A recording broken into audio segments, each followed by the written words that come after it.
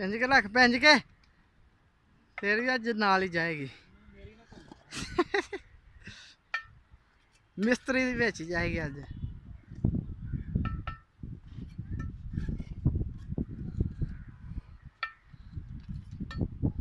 ਜਿਹੜਾ ਵਿਹਲਾ ਰਿਹਾ ਉਹ ਦਿਹਾੜੀ ਕੱਟੀ ਜਾਣੀ, ਵਿੱਚ ਕੰਮ ਕਰਦੇ ਨਜ਼ਰ ਆਇਓ ਭਾਈ।